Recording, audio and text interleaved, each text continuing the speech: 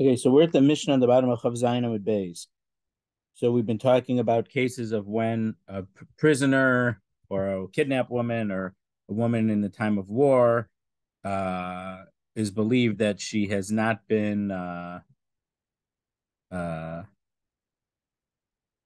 wasn't taken by any non-Jewish soldier, whoever. Because if it was, then if her husband was a Kohen, she wouldn't be allowed to say married to him, or if she was single, she wouldn't be allowed to marry a Kohen later.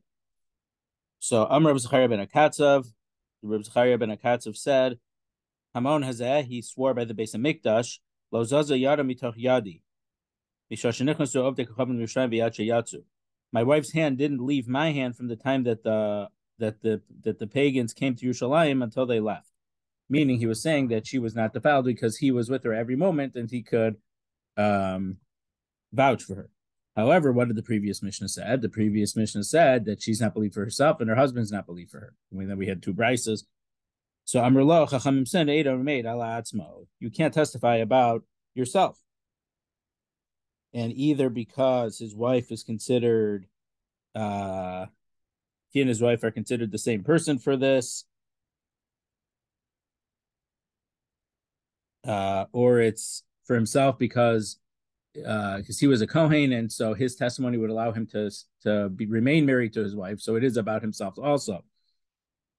So the Gemara says, Tana, we learned in the Brayso of Afal Pikin, even though he had to separate from his wife, Yichid lo bais b'chatzero, he made a house for her in his courtyard. Meaning, because remember, there were different houses shared a courtyard, and different courtyards shared a mavoy, an alley, and different alleys opened up into the street. So when she would leave in front of all of her kids. So meaning she was the first one out of the courtyard. So it couldn't have been that she would have been alone with Reb Zechariah because she was the first one out. When she would come into the Chatzer, her kids would go first so that the Chatzer had other people in it, and then she would come out. Are we allowed to do this with a divorced woman? Because there's a halacha that if a divorced couple did yichud together, they were secluded in a room, she needs a new get.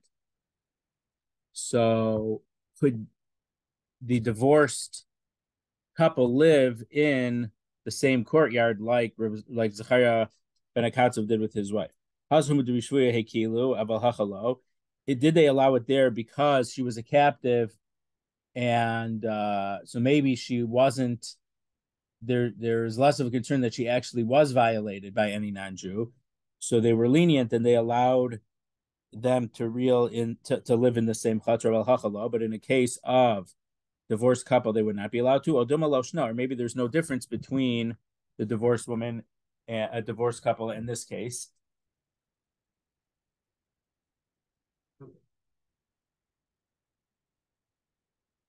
Tashma, we learned in the Brisa. We learned in the Brisa. If you divorce a person who divorces his wife, cannot live in the same neighborhood. And we go to Chav Chesam at Aleph. We're going to talk about what neighborhood means. V'may a Kohen, and if he was a Kohen, lo soder imo b'mavoy, they can't live even in the same alley. Meaning they live in different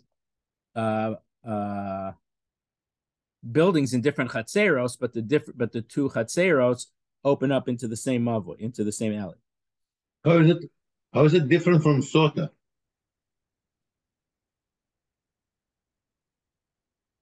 Well, Sota, she's doing an Avera. In this case, if a divorced couple, but she got get, so she no longer is a wife. No, Sota didn't get a get. No, Sota didn't, but the wife. We're talking about this Mishna. So in this case, the couple is divorced. The thing is that if a divorced couple would then be secluded together, it looks like they're getting remarried, and we're assuming that they have chosen to remarry, and so if they want to be divorced, they need a new get. Oh, okay, I got it. So if he was a Kohen, they can't even live in the same alley, even in different chatzeros, because meaning a non-Kohen is allowed to remarry his ex-wife as long as she never got married to anyone else in the meantime. But a Kohen who divorced his wife, even if she was never remarried, he's not, just like he's not allowed to marry someone else's divorced, a woman who's divorced from someone else, he's not even allowed to remarry his own divorced wife. Imhaya kfar katan, zahaya ma'isa. If it was a small village, this was a situation where the Chachamim had to deal with. The Amruk Farkata Nidon Bishchuna. And they said that a small village is like a neighborhood. So they're not allowed to live in the same neighborhood. So Abai says is the same halacha for a grusha, and the answer is no. We'd be more strict for a divorced woman. So then the question is, mi nitcha mipnei mi? Who has to move? So let's say somehow they have different apartments in the same chutzner or in adjoining chutzneros that open into the same mavoi. Would we force the man to move, or would we force the woman to move? Tashma detanya, we could bring a proof from the Brisa. He nitchas mipanav ein hu nitcha mipaneha. She is pushed off from in front of him, and he is not pushed off from her. From meaning that she's the one who would have to move. But if she owned the courtyard, hu nitcha mipaneha, he would have to be pushed off, and he would move. He would have to move away. So ibaylahu. So they had a question. What if it was jointly owned? Hashma, he nitches mipanav. So the Brisa initially said she would have to move from him. But Mayaskinan. So what exactly is the case that we're talking about there? If it's because he owns the courtyard, so that's simple. He gets to stay where he owns it, and so she, who was renter or whatever, would have to find a new place to rent. So it must be we're talking about a case where it's her courtyard, and still we're saying that she's the one who would have to move out of her own chutzner, and he gets to stay. Vatanya, but we said in the last clause of the Brisa, if it was her courtyard, he has to move. So elalav ki gavna. So rather, it must be that the Brisa was talking about a case where it was jointly owned, and that the first case, the ratio was where it was jointly owned, and the halacha is that the husband, the ex-husband, is the one who has to move.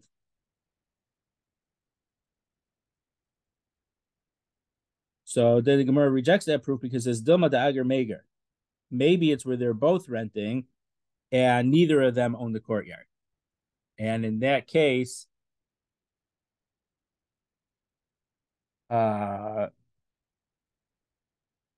we say she would be displaced. But if they're both joint owners, maybe it wouldn't be the same. Because again, if you own something, you would have more of a right to stay. So when they're both renting, we say he gets to stay and she would move. But if they both owned, maybe we would say that she wouldn't have to. Kashma. So my Haviyallah. So what will we pass it? Because we had a possible proof, we deflected the proof. So what's the psak? So Tashma, we learned in the Brisa, Hine Hashem metaltalecha taltalei gever. Hashem will cause you to wander the wanderings of a man. Rav says, Totule de gavra kashem itcha, because the movings of a man are more difficult than from a woman. So from this pasuk in Yeshaya, he's saying that it's more difficult for a man to move, so we let the man stay, and the woman is the one who will move.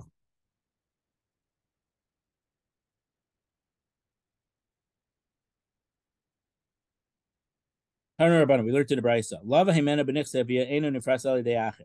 So what if a case where the husband had borrowed from his wife's, I shouldn't say estate, she's alive, but from property that was hers, and then they got divorced, and now he has to pay it back. What should it be? In the case,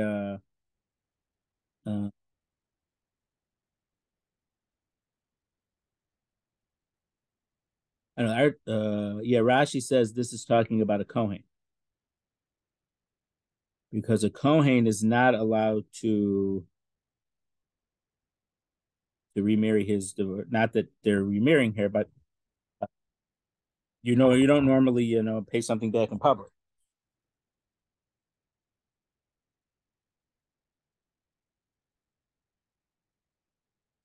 So so she could only be paid back through someone else, meaning he can't go to her to pay it back. He has to send the money with an agent or a messenger to so that he doesn't go to her.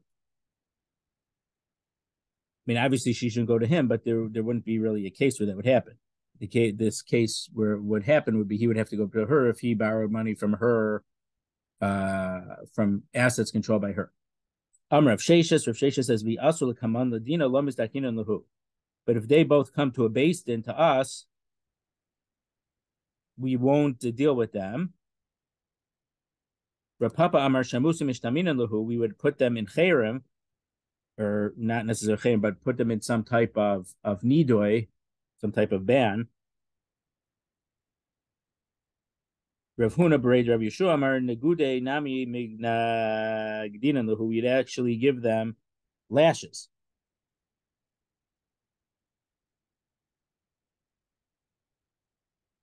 So some say that they argue, and some say that they would give him multiple punishments. So punishment for husband or for wife? To both of them, because they shouldn't be doing things that they would come into close contact with each other, because he's not allowed to be married to her anymore. So if they would come to a beis din, they like that, it seems that they're having dealings with each other, even if it's for monetary stuff. They're trying to run a business together. Obviously, they'll have meetings together where they'll be in a meeting together, and who says there's a third partner?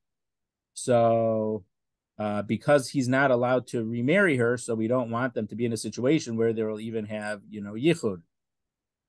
So I mean, I think that Rav Sheshes isn't saying that the fact they want to come to a beis din isn't the problem. The problem is that if they come to beis din, it means that they're dealing with each other. And that's a bad thing, because he can't be married to her. She can't be married to him because he's a Kohen. They were divorced from, and so on a rabbinic level, we do these things.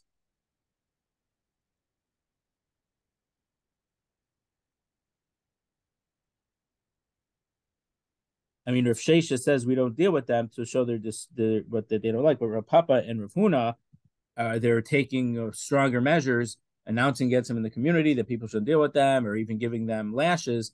So that's very strongly showing that what they're doing is improper.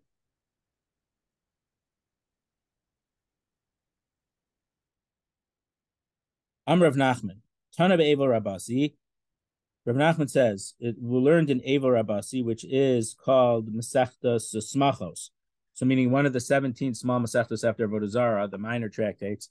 It's less than a Gemara. So the one that's talking about mourning, it's either called Eva Rabasi, the great mourning, or Masechtas Smachos, it's euphemistically called the Masechta of Simchas.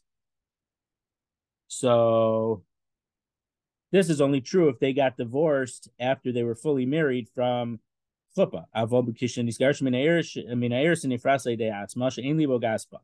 But if they had only been engaged and she was divorced, well, it's more than what we call engagement. If he gave her the ring and said Harem Gudeshesli, and it would, the year didn't pass to do the chuppah yet, and then they broke off and they got divorced, so they weren't ever married. He would be allowed to pay her back, because since they weren't married, so they're not that familiar with each other, so we're not worried that he's going to do anything improper. How So there was a case of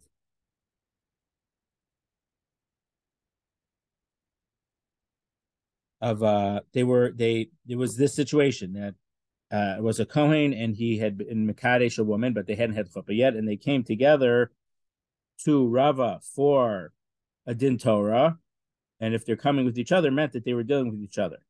So Yosef Rav Ada Bar Masna Kamei, Rav Ada Bar Masna was sitting before Rava, Uki Rava Shlucha Bein Taib. So Rava made him to be the go-between between them. They shouldn't be dealing with each other yet, because they're not married yet. They didn't have chuppah yet. So Amar Le Rav Ada Bar Masna, Amar Rav Nachman Tana Be'eva Rabasi. So Ravada Bar Masna asked this question, that in Eva Rabasi says that they were divorced from Arison, which is like this case. The Gemara didn't say it, but it meant how Aris Rosaso meant that they got divorced. That they are allowed to have business dealings directly.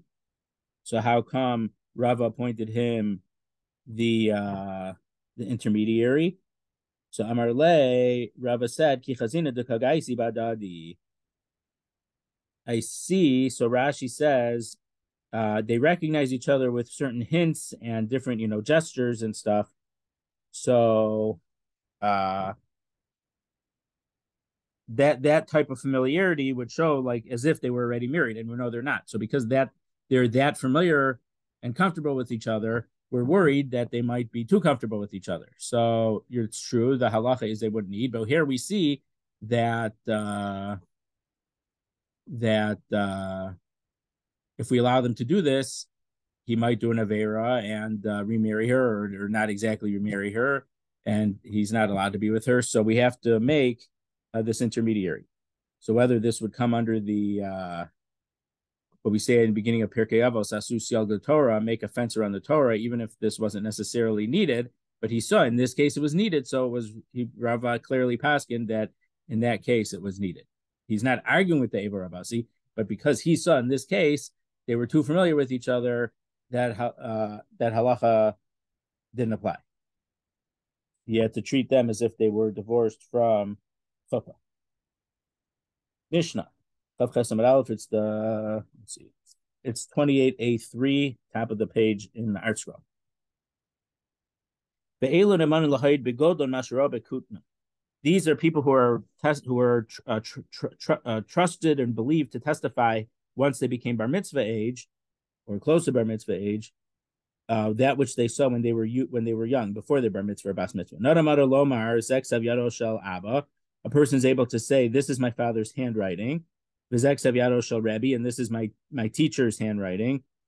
V'zek savyado shel Achi, and this is my brother's handwriting. So, in regard to, let's for sure, the father's handwriting, maybe there needed to be a kiyum shtaros of some sort, like we learned about at the beginning, towards the beginning of the chapter. And would he be believed that it was? I mean, people are believed to testify about their own handwriting. Would we say that even though he was young when his father died, but he's familiar enough with his father's handwriting? Yeah, and that's what Rashi says, because we're being Mekayim the star, because he was an aide or whatever. He can verify his father's signature, not just that he could verify it, even though his father died when he was a cotton, but he would be familiar enough with his father's handwriting that he could testify about it. Zachar Yisi Beplonis, he's also say, remember that when so and so a certain woman got married, Sheyatza Behinu Rosha Perua. She went out with, the art scroll translated as a veil, and her hair was uncovered. So the minhag was that for a basula who was getting married, they would put on this veil or hinuma, some type of other strap, or did we have it earlier? Maybe some type of little tiara or something, and with the uncovered hair. So that what they did for basula. So if he says, "I remember so and so's wedding," that meant that she was a basula when she got married. So her ksuba would be 200 zuz. And her husband is trying to say that she wasn't a basula when they got married, and the ksuba should be 100. So we can believe someone, and the Gemara will say why we trust the kid for his memory about this. We also trust kids to say that so and so left school to go to the mikvah to go eat truma, like we saw about what's his name, Yochanan Ochachalos, a few blad ago. So Hinuma Archel has in a note, veil follows one explanation in the Gemara on Yud Zayin Amud Beis. According to other explanation, it's a bridal canopy fashion of myrtles. So either they translate as a canopy, but I wasn't sure if it maybe was some type of headpiece. They use hadassim to even lahavdil, the statues of Caesar. They have those partial headpieces of the myrtles, right? Certainly, the the Roman Caesar certainly didn't have olive branches. They were not men of peace. Always fighting in generals. Guys wearing flowers, but That's true. well, I take it that. Well, yeah, okay, that's true.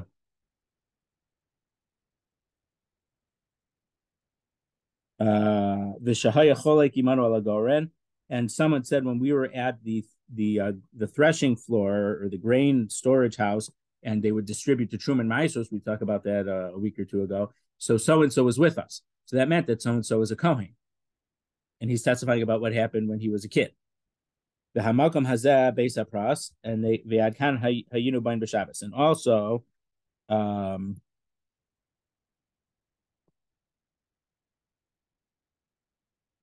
Apras is a field that we think that there's a someone was buried in it, but or there was someone buried, but they kind of dug it up, but not officially dug it up. So we're worried that there's still bones. So it's Tameh Midrabanan, and that'll be an important fact in the Gemara. So I guess it's saying that it's not. We know it's only. I think it's a leniency that it's only Tameh Midrabanan, but it's not Tameh Midirais anymore. Meaning, when you really exhume a grave, they're very careful and they know that they got the whole grave. But here, they didn't officially dig it up, but they plowed under to try to get everything up. So it was, you're not necessarily sure that you got everything. And it's a machlokas. There's one opinion that if there's a bone, is it the size of a barley? I forget exactly. It could still make you tameh. And at the beginning of Brachos, there was the story about Rabbi Yochanan, who had many sons who died. He wore a small bone from his youngest son who died, and had it on a chain or something. And so Tosos over there, I think, says that it must have been smaller than the size that would have made things tameh. And also, the kid is believed this is where we used to come until Shabbos, meaning this was the Tchum, because you can't go 2,000 amos outside the city, and so he's believed to say this is where the Tchum was.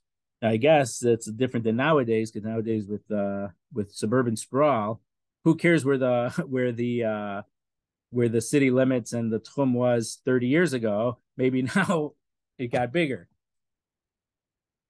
This is a thing. It's not suburban sprawl. It's the fact that time has been so long.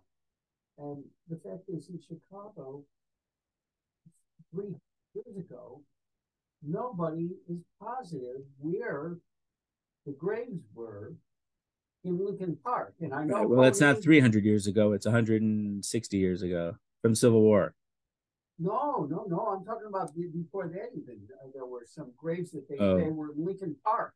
Okay. And I know some, I've heard of some Kohen won't go even to Lincoln Park Zoo or whatever because they're not sure. Mm-hmm. And you want to get down to it, you can't be sure about anything or anywhere really. Right, that's true. And I was thinking how we went to dedication along for Bruce on Sunday, and Richie he stays on the road. Okay. Which is good. I mean, yeah, we were at Noach Shimon last year at his funeral.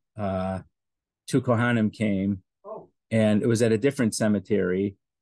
And my brother and Ellie said, "I don't think you should come in because there's trees and they cover the both, meaning the tree covers part of the grave and part of the road, so that works as an OL."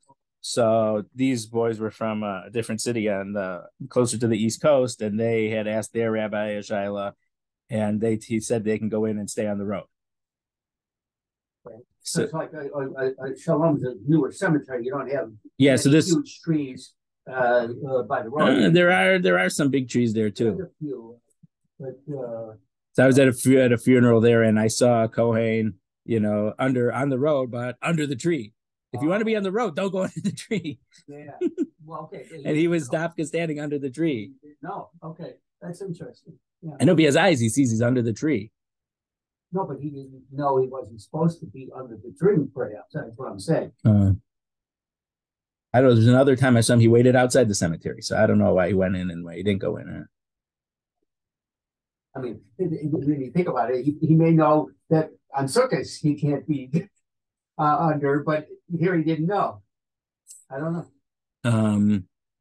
I mean, for people who have shilohs nowadays, I mean, Rabbi Reese is a Kohen. So since he's in Chicago, I would recommend if people have questions about that, ask Rabbi Reese because he's a Kohen. So he probably looked into all these things. And also, there's a guy, Mordechai Milanchuk. I guess he's a Kohen, but I don't know for sure. A guy, he also wrote and did talk to people at these museums and stuff. Yeah. Yeah, that was a big issue too. Like the Museum of Science and Industry, something you did right. Right. Well, in the Field Museum with the mummies and the shmummies, but there's other museums you wouldn't think about might also have problems. Yeah. And then actually about a month or two ago, the Business Weekly Parsha sheet had a thing about that. Maybe it was 2 or 3 months ago, but they had one in the past few months also about that. But I mean, that was more general. But I would say if you're in Chicago, you could for sure talk to Rabbi Reese or probably Rabbi Milanchuk because they research these things. Well, I don't know that Rabbi Reese did, but I would assume that he's familiar with it. Milanchuk definitely researched these things. Aval ein adam neman lamar derech yelaponi b'makom hazeh. We don't believe him to say that so and so had a path through this field, because if so and so had a path through this field, that's a monetary. That's testimony about real monetary thing about who's the property, who's the owner of this property. So he can't testify to what he saw as a kid that this guy had a right of way through the field. That would mean that that part of the field isn't owned by the guy who owns the field, but it's owned by someone else who's allowed this right of way or access through this path. Or there was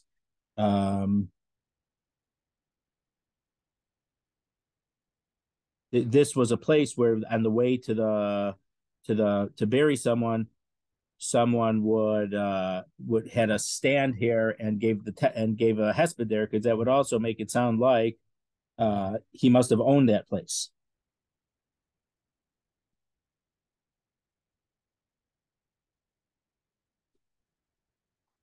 So that's also giving testimony to his monetary right. So that we don't believe.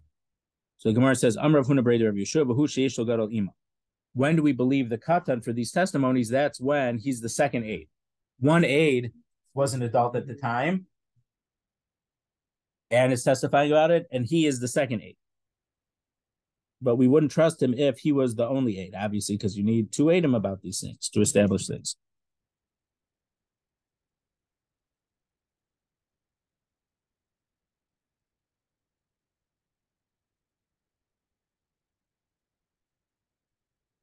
So Tosfos says that's not, that the case is about Kohen, that so-and-so went out to eat, left school to go to the mikveh to eat truma, or the other guy received truma in the grain silo with us.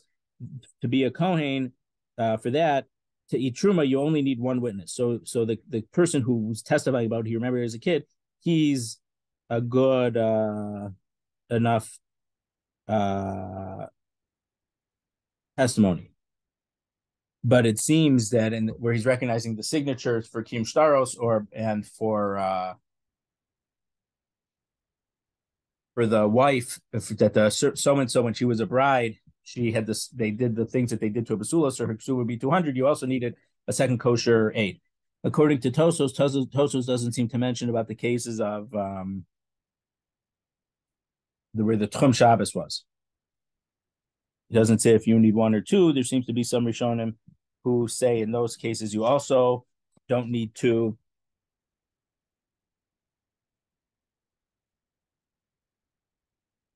Utsricha, we need the first three cases.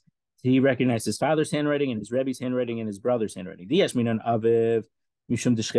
might have only recognized his father's handwriting because when he was a kid, they were commonly together. They lived in the same house. But he was not with his Rebbe as much as with his father. So maybe we would believe him that he recognizes his father's handwriting, but not his Rebbe's handwriting.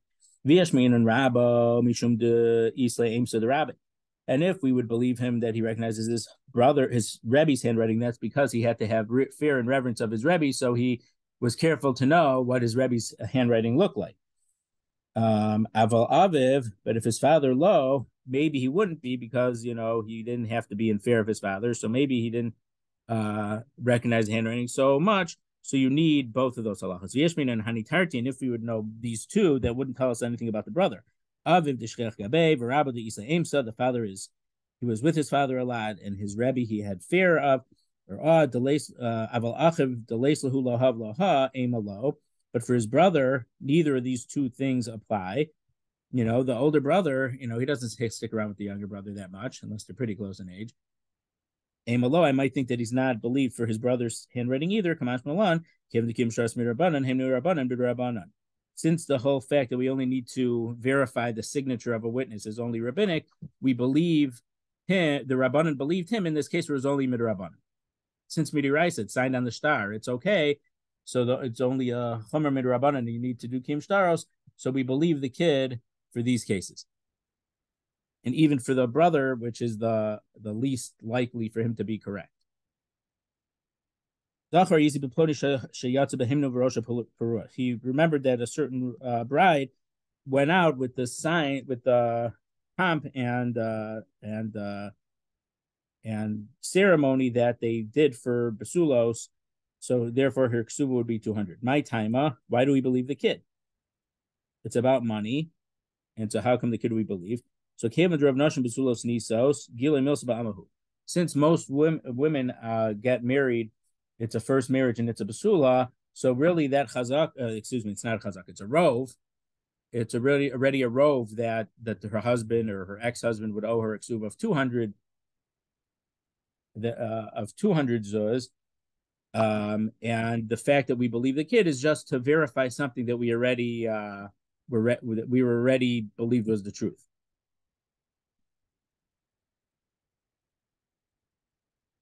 It seems that we really don't even need that testimony, but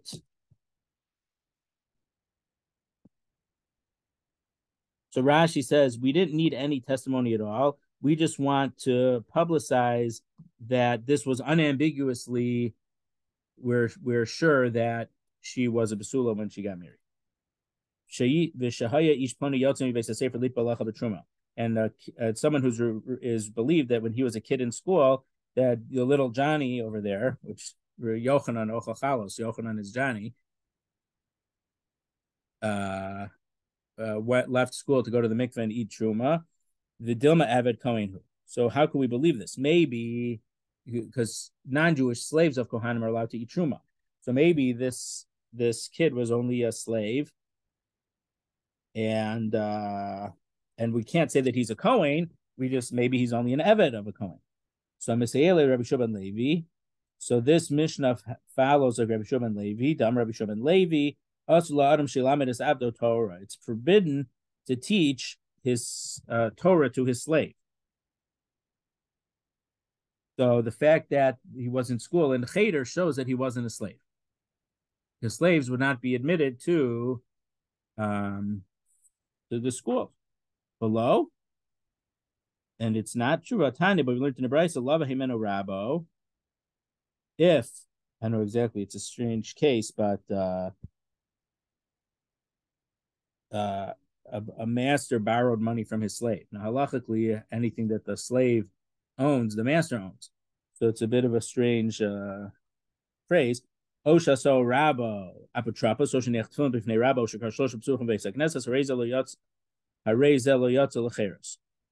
Or if the master made a certain eved, the apotropos, the administrator or trustee over, the same way Yosef was made, to be in charge of all of the funds in Mitzrayim by his master's house. So if a person makes his eved in a very trustworthy position like this, or if he put on tefillin in front of his master. Now, tefillin is a mitzvah to say shas man grama, because we don't wear it on Shabbos. It's machlokas if we passing if we wear it at night or not, but it's definitely mitzvah to say shas man grama. So an eved is exempt from mitzvah to say shas man grama. What if he did it anyway? Is wearing tefillin a sign of what? It's a mitzvah to say shas man grama. We don't wear it on Shabbos, so it's my grandma. But I mean, the rest of the time, a slave doesn't have to do it. So right, so that's the difference. So women are allowed to do it if they want to, and then it's machlokas between Tosos and the Rambam if they make a bracha or not. So Sephardi women don't make a bracha on lulav or sukkah or sfiras omer, because since they're not obligated in it, they don't make a bracha. Rabbeinu Tam, and that's why Ashkenazim paskin that a woman who chooses to do a mitzvah, a time-bound mitzvah that she's not obligated in, she fulfills a mitzvah, so she makes a bracha. But an eved, because an eved isn't a full Jew, if an eved isn't allowed to do the mitzvah, the positive time-bound mitzvah. So this is not talking about an eved ivri. This is talking about an eved Kanani, a non-Jewish slave. All these things are talking about not, when we talk about slave in these situations, it's all non-Jewish slaves. No. So if this non-Jewish slave wore tefillin in front of his master,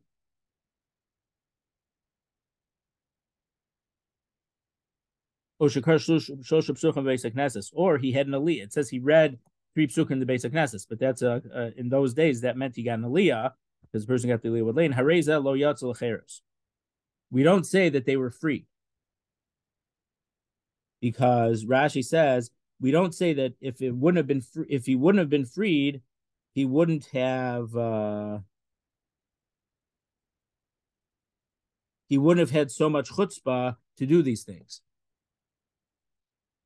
The Art Scroll seems to say that if his master would have protested him doing these things, if he was still a slave, but doing these things does not show that he's free.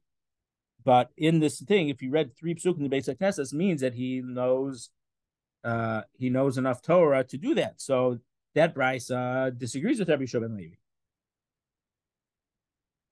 And really, Rabbi Shua ben Levi was an Amora. He was an early Amora, but he was only an Amora, so he can't argue on a brisa.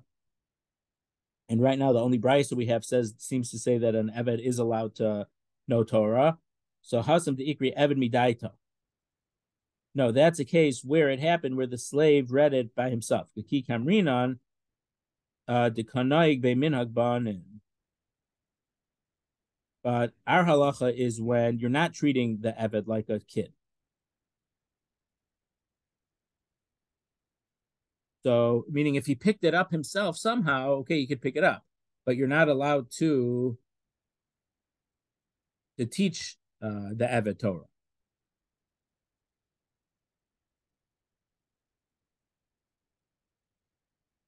The one really exception about mitzvah seishes man grama, I don't know if it's the one exception, but is that the avadim have they can't be machal Shabbos, because in avdecha v'amascha bentecha v'gercha asher b'sharecha.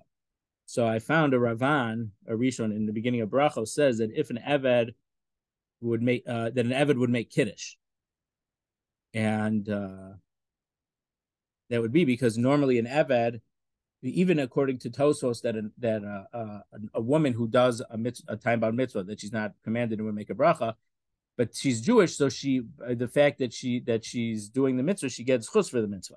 But an Eved is not Jewish at all, so he doesn't get any chus for doing a mitzvah, so he wouldn't make any bracha. But Kiddush, an Eved is chayav to a certain extent in Shabbos.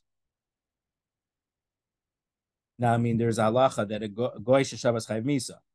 If a goy keeps Shabbos, it's a big machlokas what exactly that means on Shabbos or his own day like Shabbos. It's chayav misa. So some say they have to do a private. They have to break Shabbos somehow, but whether that applies to an Eved, I'm not sure, because once he's an Eved, he's not. He lives in the Jew's house, and he had the when he became the Eved, he had an eved or a shifcha go to the mikvah, but it's not for conversion. It's to be an eved. But the Rambam says that that's partial. It's a beginning of the gerus process. So they're not a goy anymore, but they're certainly not. But they're certainly not Jewish yet. I mean, they're mostly a goy. They're not Jewish. So whether an eved would have to do a malacha on Shabbos, I'm not sure. But that shaila actually comes up. It's important for gerus candidates, because gerus process, part of the reason it lasts a long time is because people have to go through the whole calendar and know how to do everything on Shabbos and Yom Tov and this and that. But if they're going to be so basically everyone that it's possible you could find some extremists, but they didn't, who wouldn't agree. But they say someone who's in the gerus process, they keep a full Shabbos. We don't say that they're not allowed to keep Shabbos, that they have to do, turn on one light in their house that no one would see. We don't say they do a malach on Shabbos, but it is relevant. That shaila is relevant and dependent a little bit on that Gemara. I think it's in Sanhedrin. Goy Shabbos Chai Misa.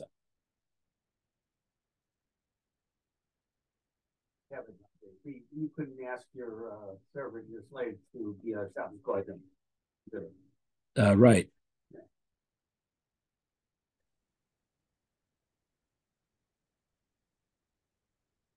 Lit balacha b'truma. That he went to the mikveh to eat truma, b'truma d'Rabbanan. So the Gemara says out that we're only talking about rabbinic truma, not Torah truma, because again, he's only a kid, so we're only believing him when it's only rabbinically needed. But if something that's on the Torah level, we would not believe the kid. And he also, I was a Kohen, I'd go with my father, we'd go to the silo and they would give us truma meiser, and Shmerel was there too, so Shmerel must have been a Kohen. So again, the Gemara says, V'dilma Eved Kohen, who maybe this guy was only a slave of a Kohen and he was there to take on behalf of his master, and he's not really a Kohen. So Tanan Kamanda Amar, Ein Chokin Truma LaEved Elim Ken Rabo Imo. This Mishnah could go according to the opinion that you're not allowed to distribute Truma to an Eved unless his master is with him.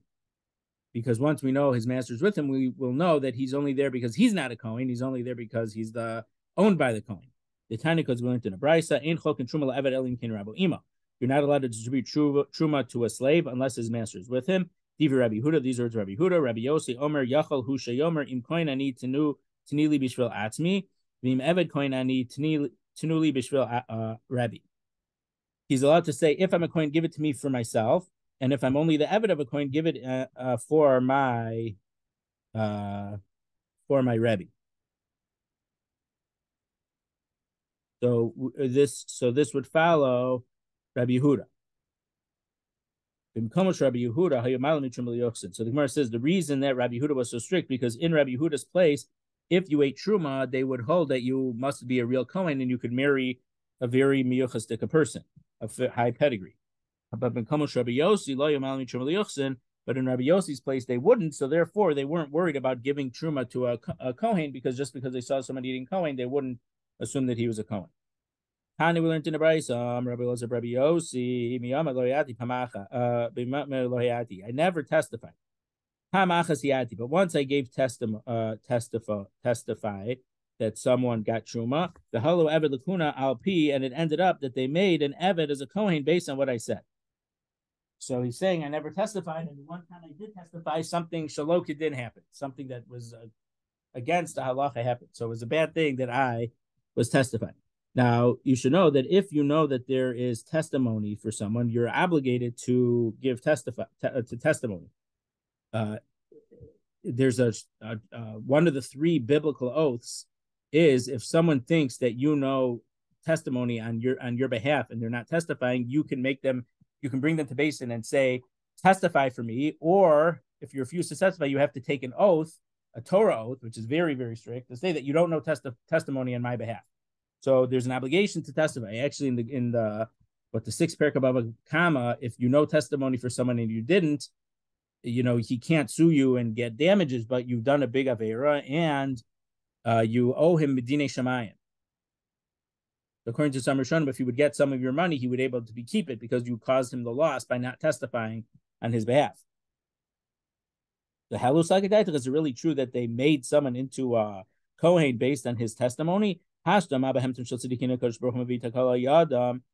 the animals of tzaddikim, Hashem doesn't bring a problem through them. Tzaddikim atzon lo kol shekain, certainly not to a tzaddik. So there's a famous Gemara, the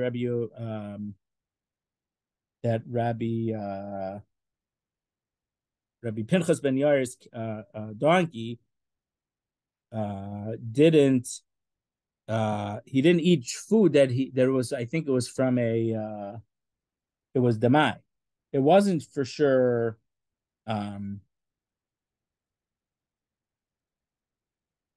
Havel, that the maestros weren't separated, but it was a doubt, and still the donkey didn't eat it.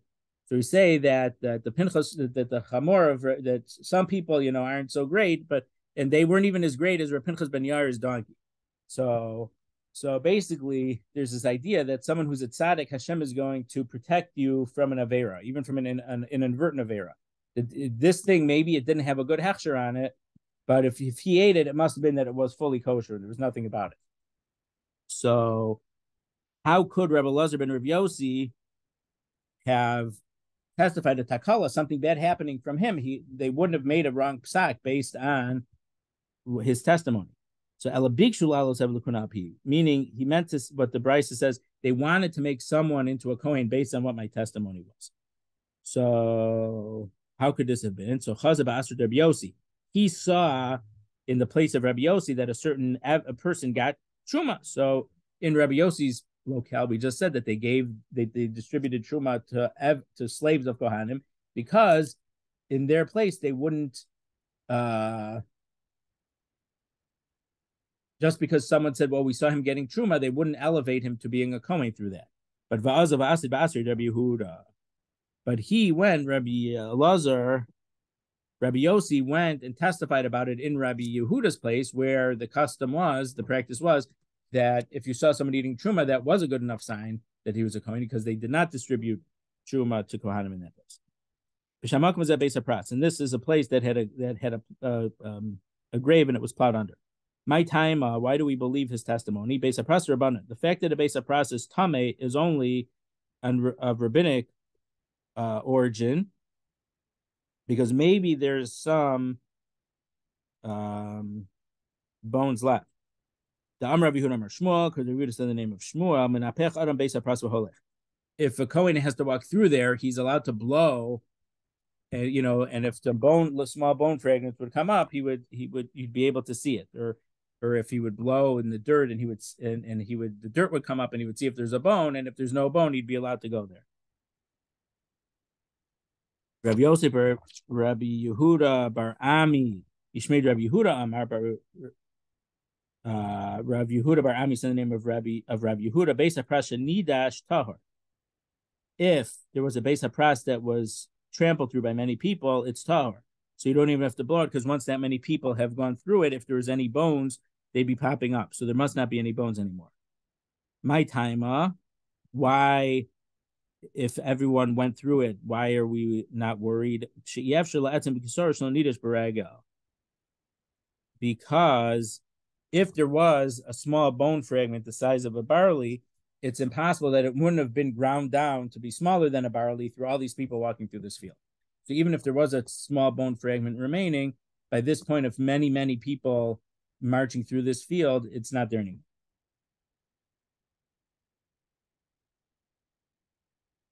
So I guess we're believing him to say that there is no tumah there, and Kohanim are allowed to walk through it now. The Ad Kana Yinu B'Yom Shabbos, this is where we used to go till Shabbos, Kesavar Tchum D'Rabbanan, because this goes according to the opinion that the Tchum is only rabbinic.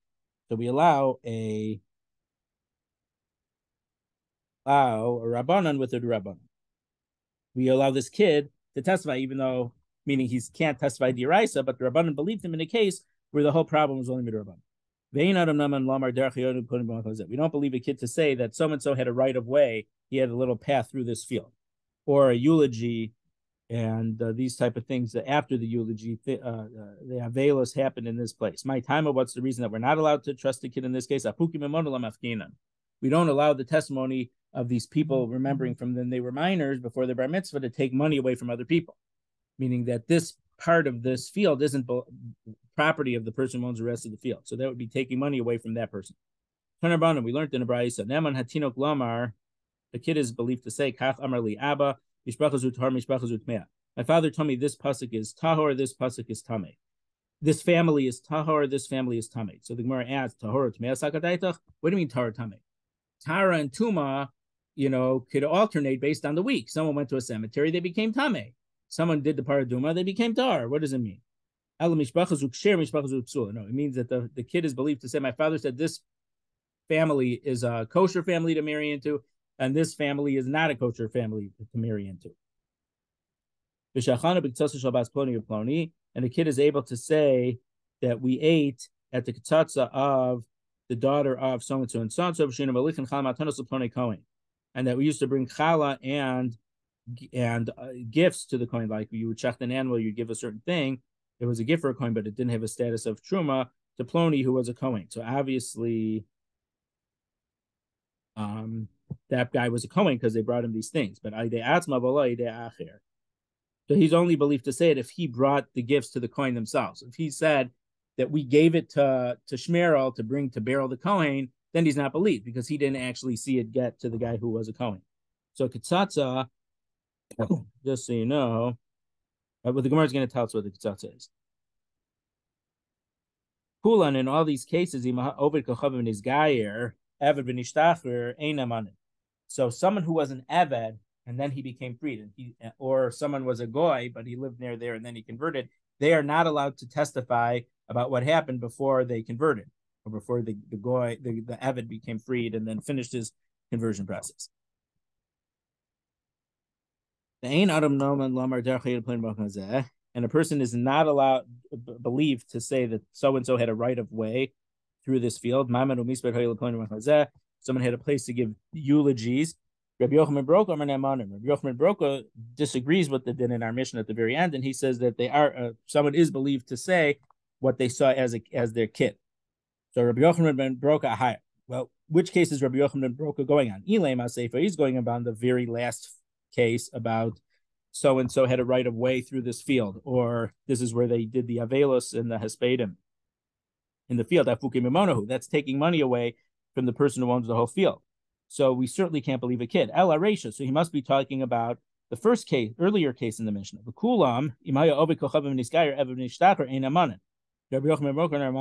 So he must be going about this, the clause of the Mishnah that said that if a Goy saw it when he was a Goy and then he converted, he's not believed. Or if an Eved was an Eved there and he said, I saw this bride go out with all the pomp and circumstance of a Basula, and then he was freed, and now he's a Jew, he's not believed to say that. But Rabbi Yochanan Baroka says they are believed. But my kamiflagi. So what's the machlokas between the Tanakama and Rabbi Yochanan ben Broka? Tanakama savar kevin da'ovid kochavim hula havidayek. Because he wasn't Jewish, he was not that particular in noticing all the details, because they had no relevance to him, and he wasn't an expert in the minhagim of the Jews and the practicing to know that little details could make a big difference. Rabbi Yochanan ben Broka Amar Keva the Dayik de Ligure made a Dayik Meva Hayadayik. But since he had in mind that he was going to convert, he paid attention, and so he did pay attention, and so we can believe his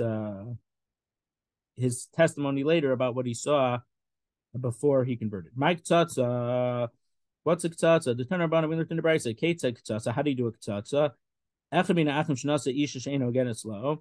If a brother from a family married a woman who was not proper for him, so it seems to be he married someone who he was not mutter to marry, whether she was maybe a mamzeres, so anyone couldn't marry her, or maybe her family were chalalim, and so a Kohen couldn't marry her. So so the people of the family came and they took a barrel full of fruit. They broke it in the middle of the street, meaning in public. But Omerman, they said, our brothers, the house of Yisrael, listen. Our brother Shmerel, did not marry someone who was not fitting for him. And we're worried that his seed will be mixed up with us. Because again, in those days, cousins would marry each other. So come and make an example for the generations, so that his kids won't mix up with our kids. So they would do this really unusual ceremony so that people would know, and the kids, it was unusual enough that kids would remember they did this ceremony, so we would know, we could believe based on that saying that, well, it could be possibly two things. That one family is not okay, but you could also say we saw these brothers were there, so those brothers, those parts of the family, work sharing, because if they weren't sharing, they would have had to do a ktsatsa. So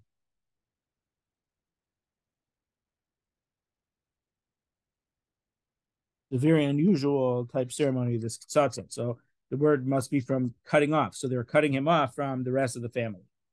So when we hear, the joke that someone he went and joined the Native Americans and then took a Native American name, and he told his mother, you can't call me, Time Pipik anymore. Now I'm, Dancing Bear or whatever.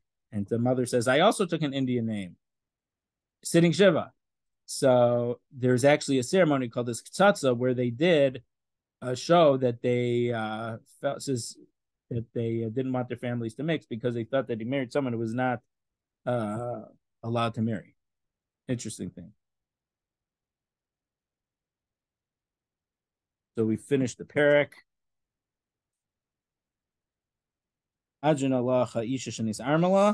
And next week, God willing, we will begin the third perek, Chaf Tesam and Aleph Elu Naros.